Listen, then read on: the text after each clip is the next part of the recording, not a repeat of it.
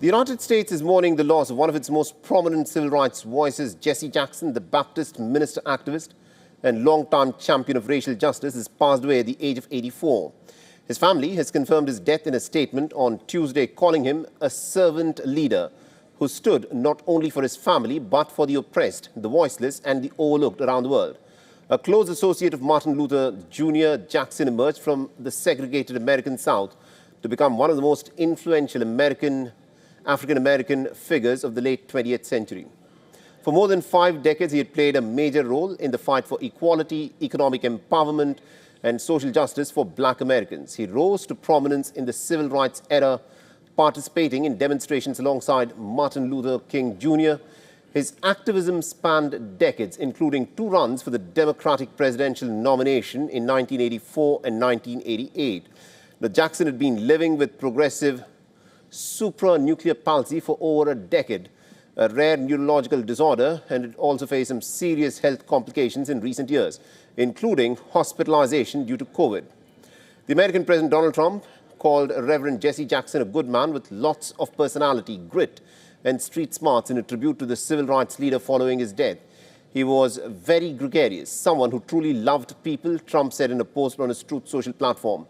While the cause of his death has not been disclosed, tributes are pouring in for a man who spent his life at the front lines of America's struggle for civil rights. Now, Jesse Jackson leaves behind a legacy of activism, faith, and unwavering advocacy for justice. All right, and our correspondent Susan Tehrani is joining us over the phone line from New York. Susan, tell us more about activist Jesse Jackson and why he's so important in America.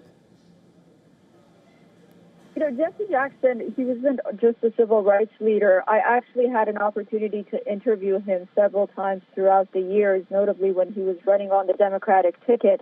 And he was one of the rare voices that tried to bring America closer to one another and Americans closer. He wasn't a divisive figure.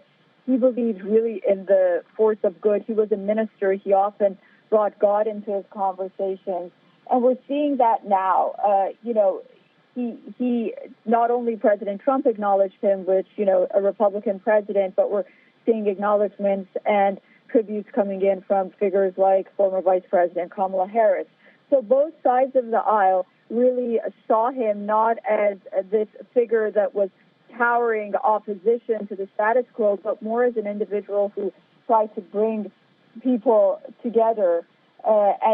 His past about growing up in the Deep South and then moving past the struggles that African Americans had at that time and becoming a figure that made it without, family ties, without a legacy. He created his own legacy. He was respected, really, and a very, as I can say personally, a very kind person when you would talk to him. He wasn't radical at all. He was just sort of talking about core issues that not only African Americans face, but also just everyday, ordinary Americans face. Indeed. Thank you very much, Susan Tehrani, for joining us with all those updates there. For all the latest news, download the WION app and subscribe to our YouTube channel.